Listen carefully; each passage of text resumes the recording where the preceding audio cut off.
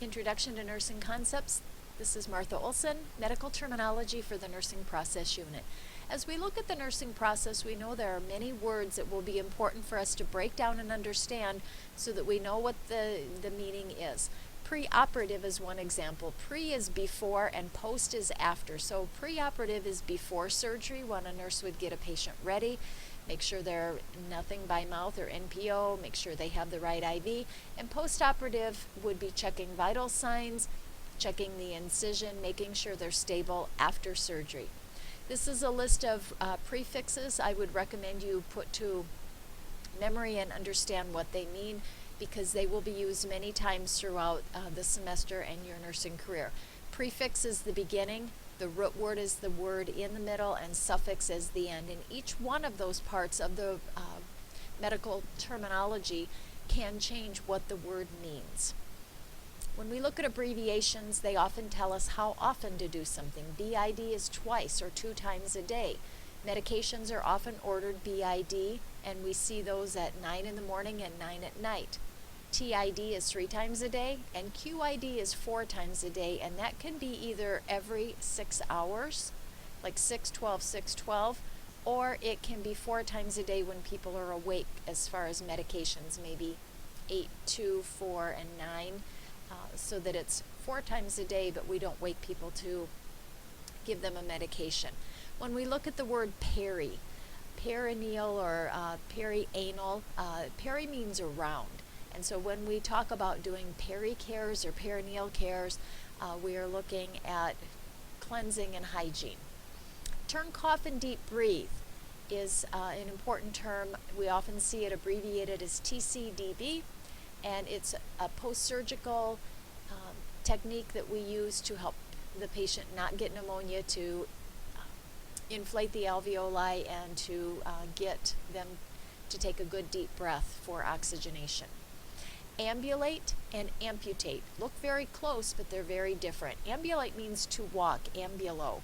Amputate is a form of word meaning to cut off, and somebody that has a leg amputated, usually a diabetic, we take off part of that extremity either traumatically or surgically. Assessment is part of our nursing process, and when we go in and do an assessment, we look at the patient. We take their vitals, we check their heart rate, we do many things when we do that assessment. Implement is also part of that nursing process that means to do. And when we implement our nursing activities, we go and we actually do them to achieve the goals and outcomes with that patient. Critical thinking, there's a whole chapter in Potter and Perry that talks about critical thinking, and it's very hard to teach critical thinking, but it's an important part of the nursing process because it helps us to organize our thoughts and ideas and past experiences to make good decisions for our patient and their outcome.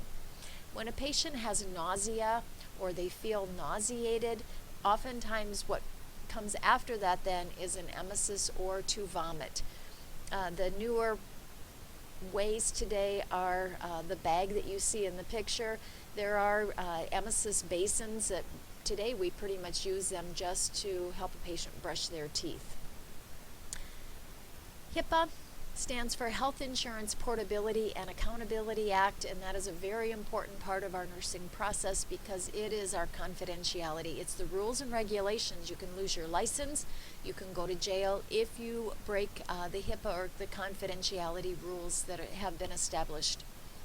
A concept map is something that helps to visualize ideas and how they flow outward. So in a concept map, you see many of them in your textbooks. We'll do some on the board.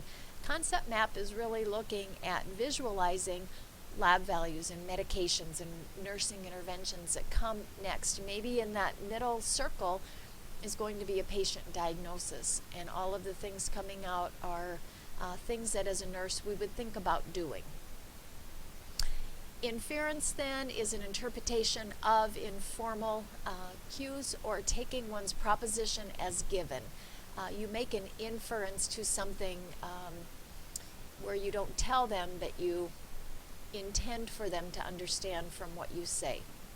Acute versus chronic. Acute is short term. I can have acute pain after surgery. I can have chronic pain. Maybe I have a back injury and I have a lot of chronic pain that's long-term, usually longer than 6 months. These two are kind of opposites of each other, although there are things with each of them that can be very similar as well. Precipitating factors, pre means before. So our precipitating factor is something that contributes to the occurrence of any disorder that a person has. So maybe they're overweight, and the precipitating factor for their diabetes is the obesity that they have. PICO is an abbreviation that we use to start developing our clinical question. It has to do with evidence-based practice, and your book has many examples of these throughout the text in the boxes. P is patient or the problem, I is the intervention, C is comparison, and O is outcome. And many people find that it helps them clarify their question, and we use it to generate terms, and the source is listed there for this information. Documentation is to write something down, and we usually document what we did with the patient, what we noted, or our assessment. Maybe a medication is documented on the MAR, or the medication administration. So the picture shows that there are many ways to do any one thing, and today it can be electronic medical records. Or maybe you work in a facility where they still chart on paper, and it's filed on paper that way. So it's a legal record, so anything you chart can be pulled into a court of law. You can be held accountable for what you chart, so make sure that it's complete, it's very accurate, and that it holds up or stands for what you actually did. When we look at integrity, our nursing process chapter looks at integrity, and it really is about your actions based on values other than what you're going to gain from something. And hopefully all nurses have integrity and they do the best thing for the patient. So as we finish up this very first unit on medical terminology, make sure that you're looking at your prefixes so that you can start knowing hyper is above, hypo is below, pre is before, post is after. All of those that are listed on the slide. Have a great day. Thank you.